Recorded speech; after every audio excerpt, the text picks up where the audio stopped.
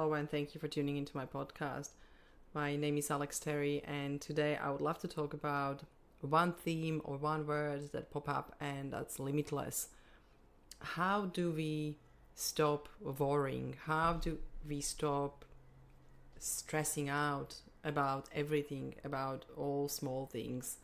How do we stop being or feeling bothered and frustrated, annoyed?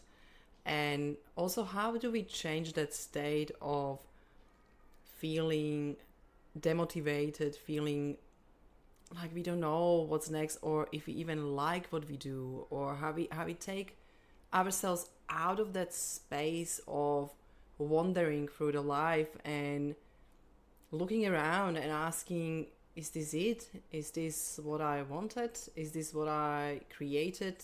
Do I want to stay here? Do I want to change? Do I want to shift? Do I want to become something else? And all those questions that we have about life. And my brother told me last time, there is one question that I always ask, but what do you want? What you want is important. And he said, such a simple question, but I don't know. And it just made me think, because when I speak with my clients every day, a lot of time anxiety, stress, and feeling of not even lost. It's just feeling of not knowing. And I thought how to wrap up and how to give you a little bit of overview or steps that changes that state, that actually gives you more hope or faith or gratitude, or gives you more joy and happiness in life, because it is not only black and white, and it is actually very simple how we can change the state we are at. And I didn't know that until I actually tried, and I tested it not only on my clients but on myself a few years ago when I was feeling stressed, overwhelmed, and burnout. And sometimes I had days when I felt like my brain just doesn't want to think anymore and can't strategize, and felt like I can't even think anymore, how tired and overworked I was.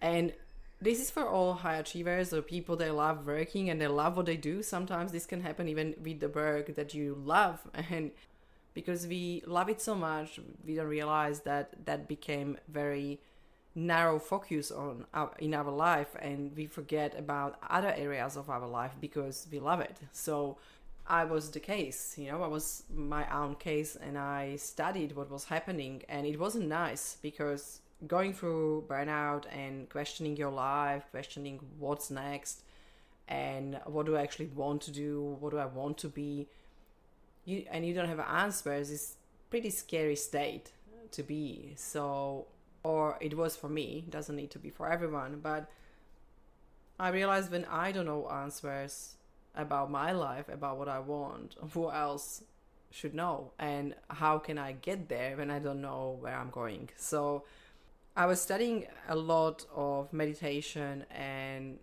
some basics of neuroscience and our own body, and how our own body actually can heal itself. And I work so much in mindset space, and I realized that my clients were shifting a little bit on the session, and the week after they were still fine, and next session that came and they were down again. It was almost like cycling back in their old behaviors and old cycles, even though we broke it down and we shifted some behaviors, we shifted some mindset. But I realized there are also people, they study and they go to all motivational events and they know all books. When you ask them, they read all authors. They're course junkies. They really just go to every course, and they're so obsessed with personal growth. And again, it's only on that mental level, in the mind level. So they know everything, and they come to my session and we work through, and they're like, I know already this. I know I should be more positive. I know I should be more optimistic. I know what I should think. I know I need to reframe it. It almost seems to be like those tools became too known, and people just cycle back people feel the same. People feel the same way all the time, even though they know everything about mindset. They know everything, all books and all authors, and they've been on seminars and events, and they are motivated for a few days or weeks or a year and just cycle back in the old feelings and behaviors. So I started to dig deeper, and I started to study the body itself, what actually the body does when we think differently. So when we have positive thoughts or negative thoughts, what happens in our body? And our body actually is producing chemicals. So we know when we had bad thoughts and we start to worry about past or future, and we think about what if this will happen. So we create our own stress and worries.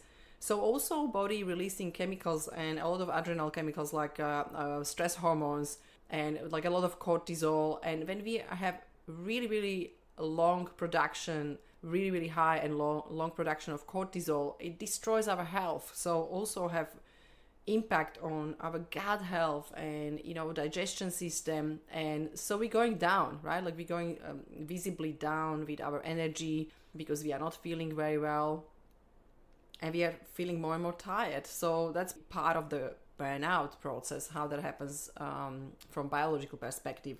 There is so much more, but I'm not going to into detail. What is really important today to understand that there is our body, and our body is playing out with our mind. So when I have negative thought and I focus on that, and I start to focus on this what if situation and this negative situation, I start to produce a lot of stress hormones, and it's going back to my brain. And now I taught my body the pattern.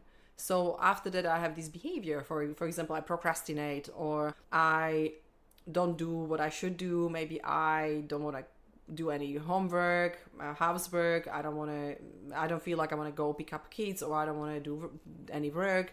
I feel very low in energy, so I'm really demotivated. And behavior after can be maybe, I don't know, watching TV, or just, shut down and do nothing, or withdraw from, friends and people around, not having mood to talk and share. So many different behaviors can happen afterwards. So this is a cycle. And I tried so hard to break that pattern of, one day feeling great, one day feeling down, one day feeling great, one day feeling down. And my health wasn't the best, and it wasn't fun. So I started to shift. I started to focus on my body. I said, okay, if my body communicates with my mind, and we know, the energy and everything is actually depending on the chemicals in our body and also on our mind and emotions. So I was like, let's focus on emotions then, because what actually is happening when I have anxiety is the emotion, right? Like I can feel it in my body, feeling pressure on my chest, and all these horrible feelings of anxiety and stress and fear. So as I was working through, and I was testing a few different ideas of meditation, and I couldn't meditate. Trust me, I was the worst meditator in the world. You can imagine how I meditate every day, but I wasn't really great. It just didn't work for me. My mind never stopped. My mind was just going crazy. When I tried to sit down in a quiet place, I was thinking about a million things, and it never stopped. And I was destroyed. I was like, I will never do this. Like, how can I do that? So I started with 16 seconds meditation. I focus on infinite sign in front of my eyes. I started with 16 seconds. After that, I moved to 1 minute, and I moved to 2 minutes, and I was able to sit down. And still, I wasn't able to do much. So I was really confused, and I was starting to investigating in meditation space what it is actually what I need to do, basically, or how can I do nothing. And I realized that a lot of teachers tell you that you need to stop thinking, and it wasn't possible in my mind. So once I met someone, and I remember the moment when she told me, you don't need to actually stop thinking. You just need to accept whatever is in your mind and just go with that. Just, go left, go right, go up, go down. Go, if it's about work, go to work. If it's about kids, if it's about family, if it's about relationship, just go everywhere.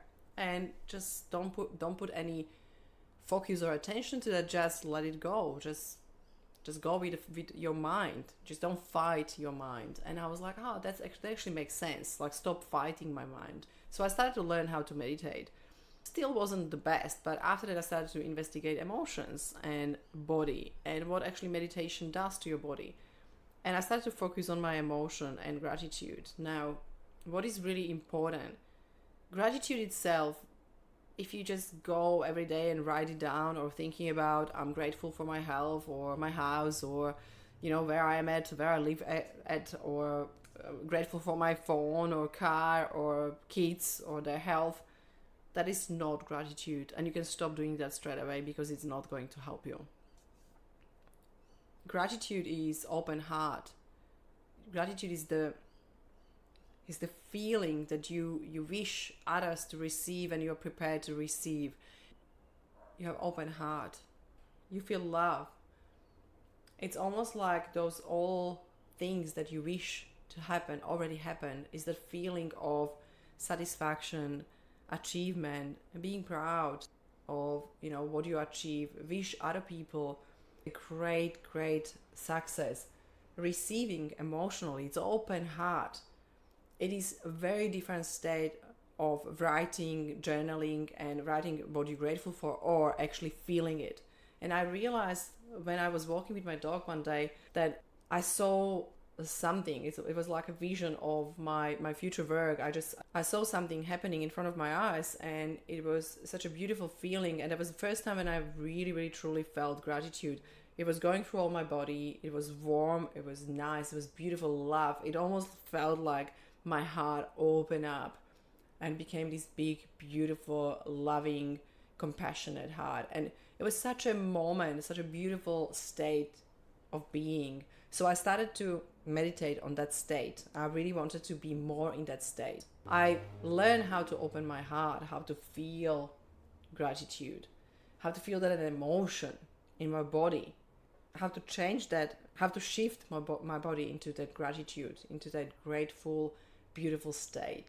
And what happened, I realized when I was meditating more and more, and I started to meditate 10 minutes, 15 minutes, I was meditating 1 hour, and I was creating emotional state in my body. So I started to teach that to my clients. Some of my clients started to meditate on emotions and started to not only visualize their dreams, but already feel the dreams, feel that they touched them, they achieved them, they created them. And when they started to create this new state of being, everything was coming to them. And they said, oh my gosh, I have great relationships. I met these amazing people. I have 3 different business opportunities. Now I had this new contract coming. I just asked for it and I received. And those results started to happening to me as well, a lot. And I was like, how can I bring this in to people so they understand that it's not only about mind and studying and a left brain, creating and getting more and more data and information, because that's our left brain. But what was that about? It was about emotional brain, emotional body. It was feeling it, really feeling that gratitude, open heart and compassion and love towards everything, and started to wish people the best. Started to become higher self, started to become connected. And what happens that my body shifted and changed. The miracles started to happen around me. So when your body is already in an environment where things happen and you are in that gratitude, you are already grateful for what you achieved, so you can create from that space. You're creating from the field, from quantum field, from higher consciousness. So it's almost like more people create matter to matter.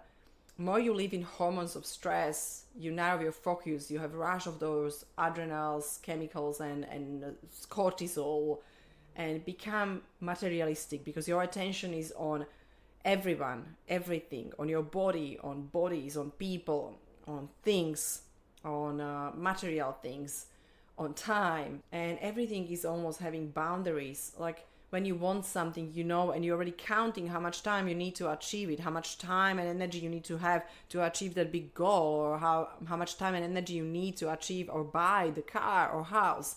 So you started to be in stress and in pressure of time, and everything feels separate from you, everything feels far away, and you are separated. You're lonely, you're stressed.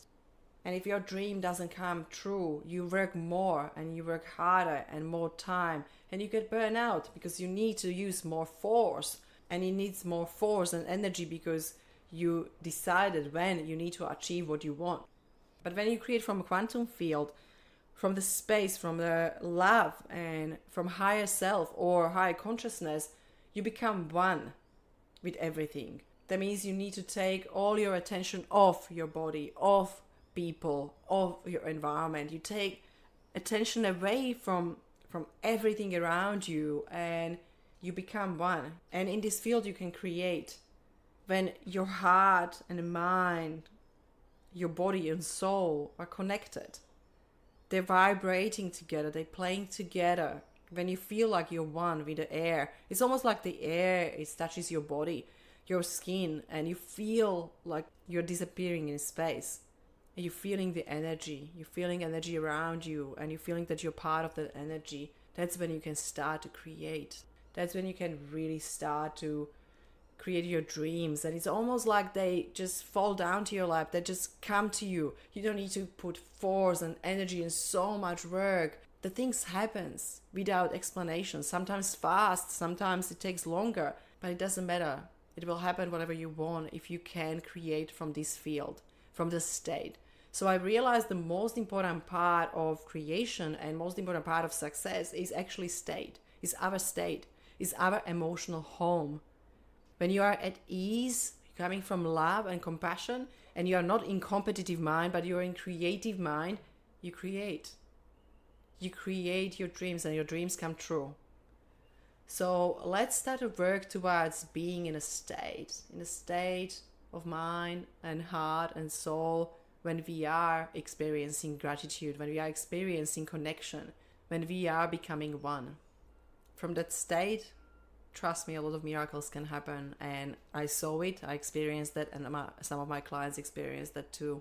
So start to focus on your state, start to create your real, true, open heart state and gratitude, where you can drop in whenever the day becomes hard, or if you can keep yourself in that state so you can create more.